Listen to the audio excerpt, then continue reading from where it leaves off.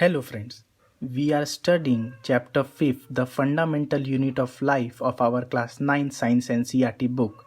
In the previous lecture, we studied about the plasma membrane, the process of diffusion and osmosis. Osmosis is nothing but a special case of diffusion through a selectively permeable membrane.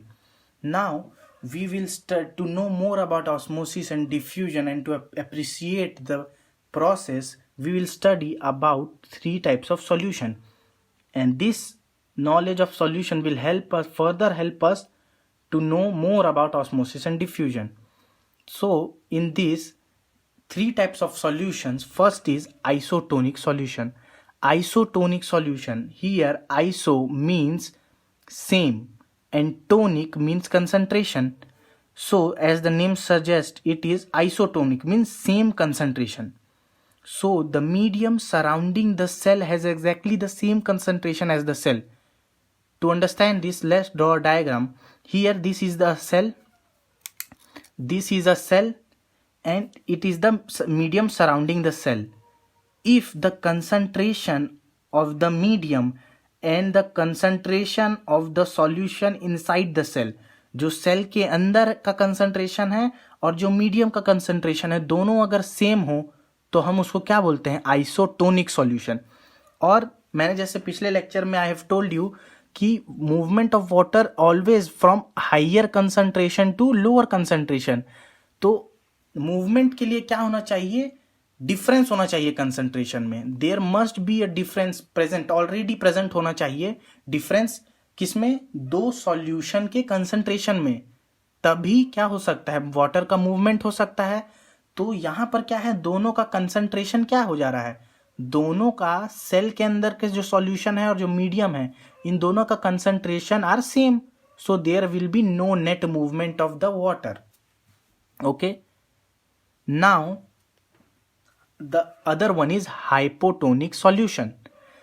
If the medium has a higher O2 concentration than the cell, यहां पर higher O2 concentration than the cell का मतलब जो ये surrounding medium है उसमें water का concentration, ये एरो अपर साइड मतलब ज्यादा, वाटर का कंसंट्रेशन अगर ज्यादा है किसके कंपैरिजन में? सेल के अंदर के वाटर के कंपैरिजन में. You must first understand one thing, then that to study or to categorize solution into iso, hypo or hypertonic, we must first compare it with the other solution. You can never categorize a solution as iso, hypo or hypertonic isolated. You cannot categorize isolated solution. You will have to compare it with the other solution or a cell. Okay, so in this comparison, the medium, if the medium has higher O2 concentration and the cell has lower lower water concentration, if the medium has higher water concentration and the cell has lower water concentration, then the water will move from medium to the cell, right? Now, one more thing I will add, you can understand it easily. See, if the water concentration is more in the medium, then it is natural than the salt that the salt concentration will be less. Okay, अगर आपने mummy ने आपको कहा कि आपको नींबू पानी पीना है या आपको नमक पानी पीना है, पानी में नमक मिलाना है, आपको डिहाइड्रेशन हुआ है, आपको क्या करना है? पानी में नमक मिलाकर पीना है. तो अगर स्वाद अनुसार आप नमक कम डालते हैं, तो वो कैसा सॉल्यूशन है? वो सॉल्यूशन है डाइल्यूट. पहला मैं ये आपको बताऊं कि वो डाइल्यूट है, वो उसका कंसंट्रेशन कम है. कंसंट्रेशन कम क्यों है? आपने नमक कम मिलाया तो इसमें सॉल्ट क्या है? कम हो गया, और वाटर क्या है? ज्यादा हो गया. वहीं अगर स्वाद अनुसार आप ज्यादा नमक खाते हैं, आपने नमक ज्यादा मिलाया तो उसमें पानी कम हो गया इन कंपैरिजन टू दिस. ठीक है, मैंने हमेशा कहा है कि सॉल्यूशन हम कंपेयर करके पढ़ेंगे. तो कंपैरिजन में अगर पहले वाले सॉल्यूशन से कंपेयर करें तो आपने सॉल्ट ज्यादा डाल दिया और पानी तो कम हो गया. अगर पानी दोनों ग्लास में आपने सेम लिया है, एक में कम नमक डाला, एक में ज्यादा नमक डाला, ठीक है, एक में कम नमक डाला तो वो आप इसको मीडियम के लिए ले लिए, और एक में ज़्यादा नमक डाला तो वो सेल का हो गया। तो जिसमें नमक ज़्यादा है तो नेचुरली उसमें पानी कम होगा, क्योंकि दोनों वाटर अमाउंट मैंने सेम लिया है। तो पानी एक में कम हो गया जिसमें सॉल्ट ज़्यादा है, और जिसमें सॉल्ट कम है उसमें पानी ज़्यादा है। और दोनों को अगर आप सेमी परमिएबल मेम्ब्रेन से या सिलेक्टिवली परमिएबल मेम्ब्रेन से सेपरेट करके रख देंगे तो वाटर मूवमेंट होगा वहाँ से जहाँ वाटर ज़्यादा है, कहाँ पे, जहाँ पे वाटर कम है, या वहाँ पे जहाँ पे सॉल्ट कम है से कहाँ होगा, जहाँ पे सॉल्ट ज़्यादा है। ठीक है, तो ये होता है हाइपोटोनिक। तो जहां पर सॉल्ट का कंसंट्रेशन कम है, कम मतलब हाइपो, तो जिस मीडियम में सॉल्ट का कंसंट्रेशन कम है in comparison to cell, cell में सॉल्ट का कंसंट्रेशन ज्यादा है और मीडियम में सॉल्ट का कंसंट्रेशन कम है। वाटर के कंटेक्स्ट में बात करें तो सेल में वाटर का कंसंट्रेशन कम है और मीडियम में वाटर का कंसंट्रेशन ज्यादा है। ये दोनों अपोजिट हैं, देख लो। ठीक है, कोरिलेटेड है, अपोजिटली कोरिलेटेड है, इसलिए मीडियम कैसा हो गया, hypotonic. So if the medium has a higher O2 concentration, या मैं साथ में लिख देता हूं, और हाइयर O2 कंसंट्रेशन और लेस सॉल्ट कंसंट्रेशन, कंसंट्रेशन को मैं ऐसे डिनोट कर देता हूं, ओके, लेस सॉल्ट कंसंट्रेशन और higher O2 concentration is one and the same thing, then the cell, और if the medium is very dilute,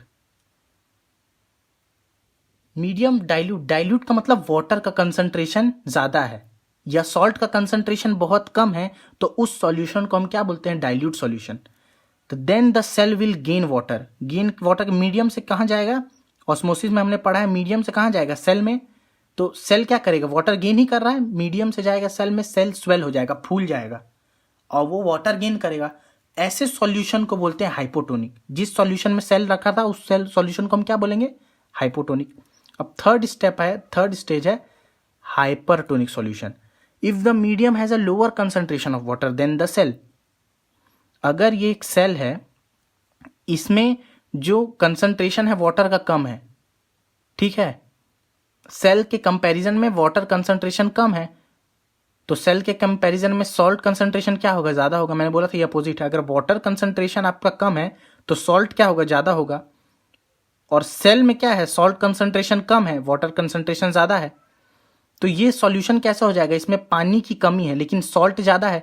salt अगर ज्यादा है तो क्या हो जाएगा, हाइपर, हाइपर मतलब ज्यादा, टोनिक मतलब कंसंट्रेशन, सॉल्ट का कंसंट्रेशन ज्यादा है इसलिए हाइपरटोनिक।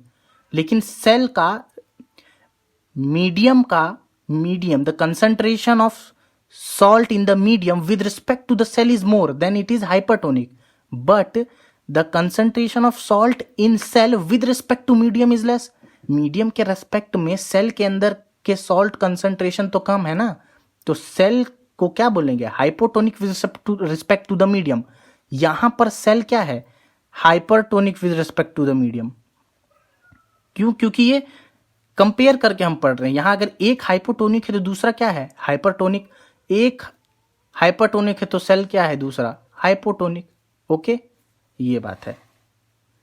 अब एक इंटरेस्टिंग फैक्ट ये है कि अगर मैं एनिमल सेल को रखूं, animal cell will burst if kept in a hypotonic solution. अगर मैं एक एनिमल सेल को लूं और हाइपोटोनिक सॉल्यूशन में रखूं, एनिमल सेल को लिया, AC means animal cell, hypotonic solution. अब आप खुद ही अपने मन में ये बनाइए कि हाइपोटोनिक सॉल्यूशन क्या होता है।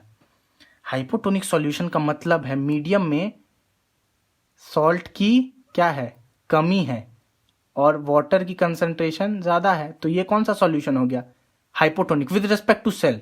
अगर विद रिस्पेक्ट टू सेल बोला है तो सेल में सॉल्ट ज्यादा होगा और वाटर कम होगा। ठीक है, अगर मैं एनिमल सेल को ऐसे सॉल्यूशन में रखता हूं तो क्या होगा, अब बताओ, वाटर यहां ज्यादा है और सेल के अंदर वाटर क्या है, कम है। हमेशा लिख के आप समझ सकते हैं चीजों को बेहतर, यू विल अंडरस्टैंड और you will comprehend more easily if you write. Okay, so मैंने यहां लिखा और चीज कितनी सिंपल हो गई। मीडियम, अगर कभी भी आपको पता चले कि मीडियम हाइपोटोनिक है, just you right it down beside this that medium hypotonic है। इसका मतलब हाइपो मतलब दिमाग में तुरंत क्लिक करना चाहिए कि हाइपो मींस सॉल्ट की कंसंट्रेशन कम है, हाइपो मींस कम। तो सॉल्ट को मैं डाउन एरो करके कम दिखा दिया। अब सॉल्ट की कंसंट्रेशन कम है तो obviously it is obvious that water will be more, तो वाटर को अपर एरो करके दिखा दिया। अब किसके कंपैरिजन में बात कर रहा हूँ, हमेशा we will always compare the solution. So मैं एनिमल सेल, एनिमल सेल, ये कोई भी एक सेल है, सेल के कंपैरिजन में बात कर रहा हूँ। तो सेल अगर इसमें सॉल्ट सेल के कंपैरिजन में कम है तो ऑब्वियसली सॉल्ट ज़्यादा होगा सेल में, और सॉल्ट ज़्यादा है तो सेल में वाटर कम होगा। अब वाटर के कंटेक्स्ट में बात करते हैं, वाटर ज़्यादा कहाँ पे है मीडियम में, और कम कहाँ पे है, वाटर कम है एनिमल सेल में। ओके, तो वाटर कहाँ से कहाँ जाएगा, ज़्यादा, जहाँ ज़्यादा है ज़्यादा से कम जाएगा। ओके, तो वाटर मूवमेंट ऐसा हो जाएगा। अब क्या होता है कि एनिमल सेल में मैंने आपको पढ़ाया था, आपको याद होना चाहिए कि एनिमल सेल में सेल वॉल नहीं होता है। सेल वॉल होने का फ़ायदा क्या होता है, जैसे प्लांट सेल है, ठीक है, ये प्लांट सेल है, इसके आउटर में होता है सेल वॉल। ओके, तो अगर ये किसी हाइपोटोनिक सॉल्यूशन में रखा है, ये खुद हाइपरटोनिक है प्लांट सेल, और रखा किसमें, हाइपोटोनिक सॉल्यूशन में, पानी, water will enter in this, तो वाटर होगा तो ये स्वेल करेगा। लेकिन इंपॉर्टेंट बात ये है कि प्लांट सेल में क्या होता है, cell wall. And you know the third law of Newton uncle का थर्ड लॉ ये कहता है कि every action has equal and opposite reaction. ठीक है, तो जैसे जैसे पानी यहां भर रहा है, स्वेल हो रहा है, तो पानी कहां फोर्स लगाता है, इस वॉल पे। ठीक है, आप समझ रहे हैं, इक्वल एंड अपोजिट रिएक्शन, पानी भर रहा है, फोर्स लगाता है वॉल पे, तो ये वॉल वापस फोर्स लगाती है, इनवर्ट फोर्स एक आता है, ठीक है, वॉल प्रेशर कहते हैं इसको, और ये इस प्रेशर को बैलेंस करता है। तो ये इस प्रेशर को बैलेंस करता है, जो वाटर प्रेशर लगा रही है और जो वॉल प्रेशर लगा रहा है, जो वाटर अंदर भर रहा है वो एक प्रेशर लगा रहा है, जो वॉल प्रेशर लगा रही है वो दोनों काउंटरएक्ट हो जाते हैं और दे कैंसल ईच अदर। ठीक है, तो ऐसे सेल बर्स्ट होने से बच जाता है। वहीं लेकिन एनिमल सेल में क्या होता है, जैसे if you see here, in animal cell there is no cell wall, so water keep entering and there is no counteracting pressure, there is no pressure to counteract this, so the water will keep pushing this, applying pressure, and as a result the cell will burst, the cell will burst. Okay, so cell wall prevent the bursting of the cell, and since cell wall is absent in animal cell, so the animal cell will burst if kept in a hypotonic solution. Now, unicellular freshwater organism and most of plant cell tend to gain water through osmosis. जो unicellular हमने पढ़ा, what are unicellular organism, fresh water organism, let's say amoeba, and most plant cell tend to gain water through osmosis. Okay, absorption of water by plant root is also an example of osmosis.